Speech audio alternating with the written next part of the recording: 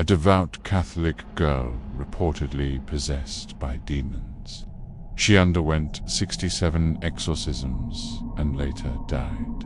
There are many tales in history about individuals who were tormented by demonic possession.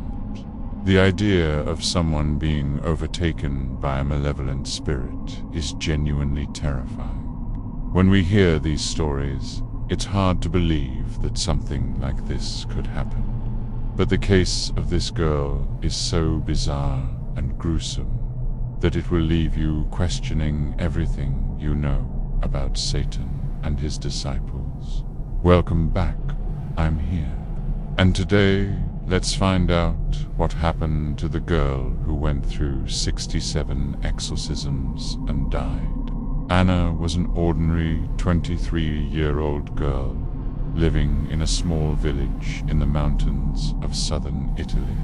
She lived with her family and worked as a baker at a local shop. She led a normal life and appeared to be in good spirits until one day everything changed. Anna had always been a deeply religious person and went to church every Sunday. But after the fateful day in February, she stopped going to church. Then she started doing things which didn't seem like her at all. She would start laughing hysterically for no apparent reason, and sometimes even bite people without warning. She also became violent and would thrash around the room in a way that scared everyone who witnessed it. Her family didn't know how to react to such strange behavior, but they soon got a horrifying clue as to what was really happening. One night, when Anna was thrashing around in her bed, she suddenly sat up and said, "The devil has entered my body." This was the beginning of a long and painful journey for Anna and her family. After this incident, Anna's condition worsened. She began speaking in tongues and claimed that she had seen the Virgin Mary. She also developed sores and wounds all over her body that wouldn't heal.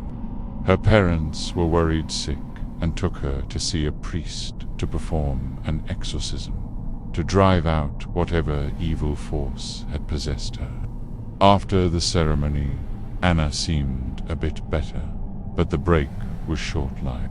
She started acting out again, and the exorcism had no lasting effect.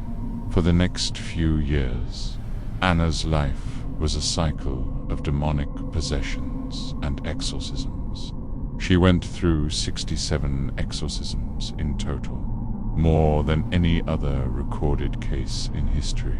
All the priests who performed the rituals claimed that Anna was possessed by more than 40 demons.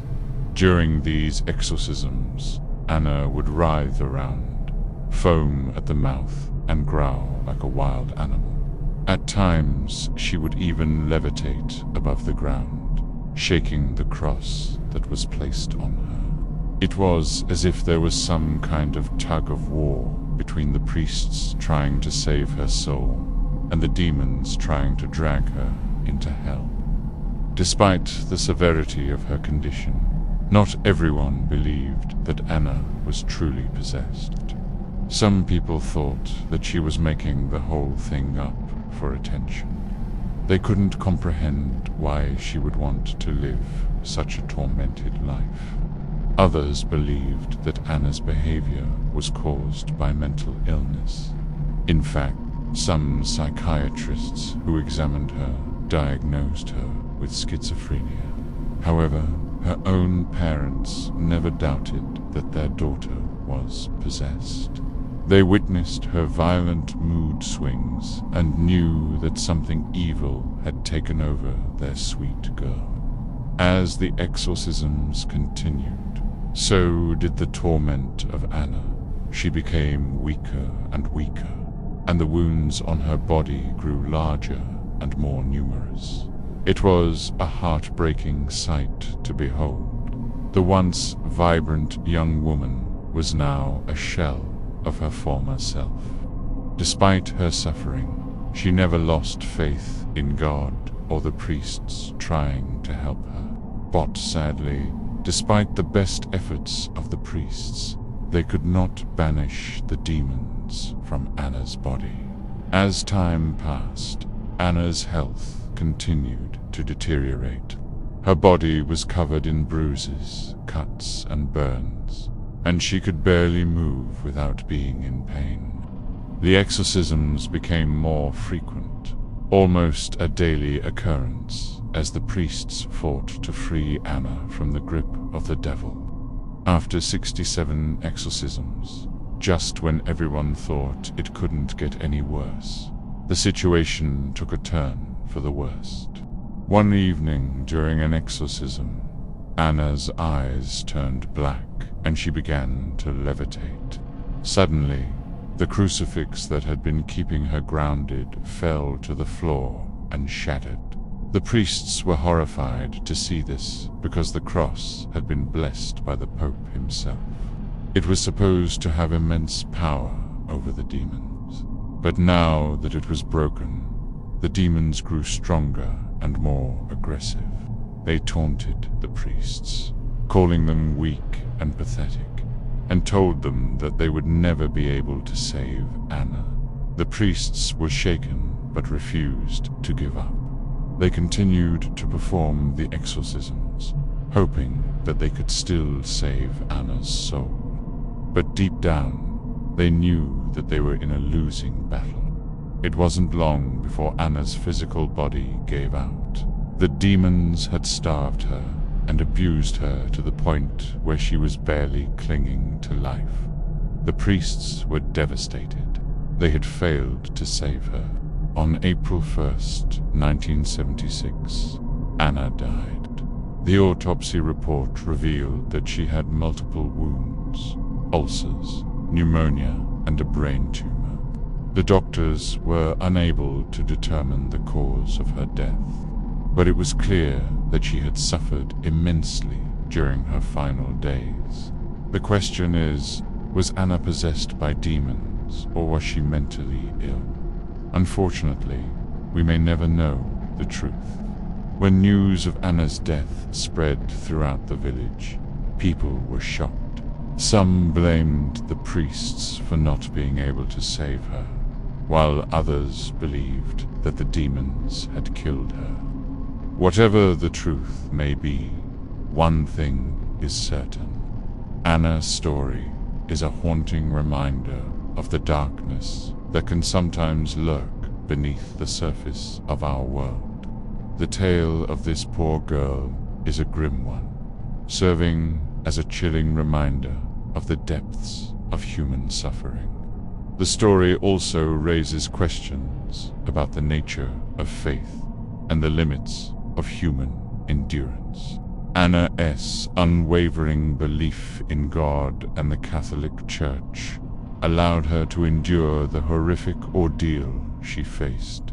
However, the tragedy lies in the fact that despite the support and intervention of the clergy, she ultimately lost her life. It's important to approach such stories with sensitivity as they deal with profound religious and psychological themes. Demonic possession is a topic often relegated to the realms of fiction and folklore. Still, there are those who firmly believe in its existence. While skepticism is warranted, it's crucial to acknowledge that human experience is vast and complex, encompassing phenomena that may not always have a rational or scientific explanation. The case of Anna serves as a stark reminder of the challenges faced by individuals who suffer from severe mental illness. Her story highlights the need for greater understanding, compassion, and support for those who grapple with such conditions. The story also underscores the limitations of medical science. While doctors can diagnose and treat physical ailments, the complexities of the human psyche remain largely mysterious. What may appear as possession or demonic influence could, in some cases, be symptoms of a profound mental disturbance.